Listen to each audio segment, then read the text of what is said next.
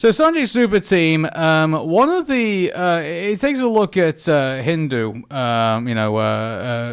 traditions, and actually this is actually based somewhat off a real story. Yes. So like it was it's about a kid who likes the a cartoon show called the Super Team, and then his father wanted him to come over and pray for and so and do their traditions. So the kid keeps turning up the TV, and then dad finally turns it off and says, look, this is important, and but during this whole thing, like he accidentally puts the candle out. I mean, that's one thing that happens. But during all of that, he starts to be imaginative about the gods he's praying to. So then it's the idea of like trying to keep evil spirits away, and you have to forgive me. I'm like I was raised as Catholic, by the way, even though I have an Indian sounding name, and so I don't know the names of like the gods specifically. Yeah. But he starts to imagine. And by the way that this animation is done is cell shaded animation, which is I think is something you see quite commonly, but nothing mainstream, I don't think. So like it's nice to see this in especially for a Pixar short. I mean, the last time that we saw a lot of like these beautiful, colorful, detailed 2D cell shaded. I think, remember when we talked about Day and Night or Night and Day? Yeah, I remember that. Yeah, so that was like a 2D animated cell shaded one that was featured. And I think that with Sanjay Super Team, when we get into that dream sequence, it definitely does take advantage of the colors and the designs and all that stuff. And I think that the way that it's presented with like the different colors, like one is blue, one is pink, one is green. Oh, by the way, the names of the gods in the Sanjay Super Team is Vishnu, Durga, and Hanuman. Okay.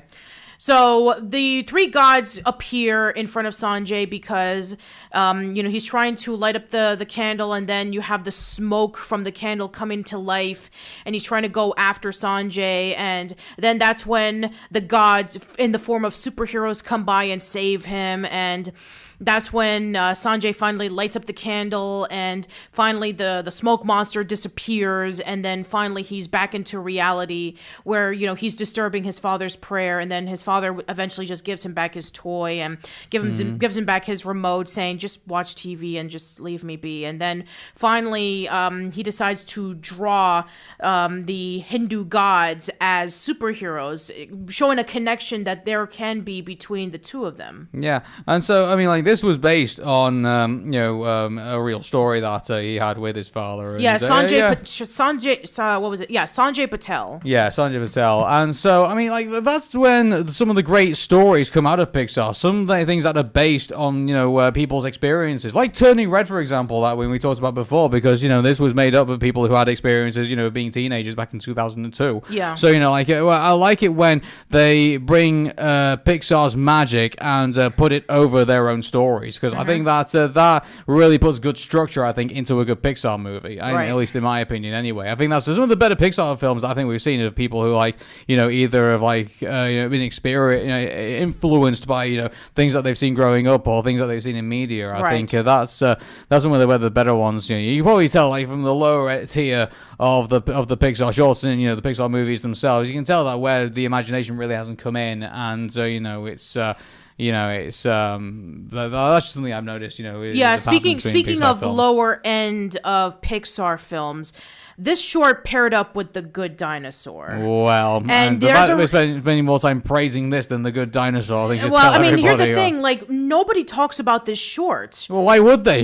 Barely anyone's seen The Good Dinosaur. Exactly. And that's the thing that we've seen. Yeah, even still to this day, The Good Dinosaur is the lowest, lowest in terms of sales for Pixar, and it's the one that made the least amount of money. It's the one that almost nobody saw in theaters, and pretty much everybody has forgotten this short. And it's a shame because this is an amazing short. It's a great short. It's well animated. The music is great on it too. It's you first get this projection of calmness and in regards to prayer, and then after that it really starts to kick in, and all the action starts happening in, and the imagination of this child, and then it comes to the point where he meets in the middle of this is the super team that he admires the most, and he gets his dad's affections because of it. Exactly. Yeah. So I think it's a good short.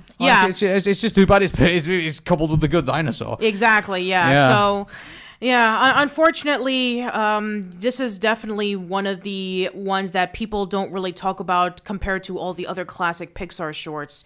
And it's a shame, too, because it definitely ranks right up there. I would say this is hands down one of the most underrated of the Pixar shorts, I just agree. because it paired up with a film that was one of the worst. So I would say watch the short by itself. Luckily, all the shorts are available individually on Disney Plus, or you can watch it on the compilation of the Pixar Shorts Volume 3 DVD. So please watch it. I really recommend that you do. Okay.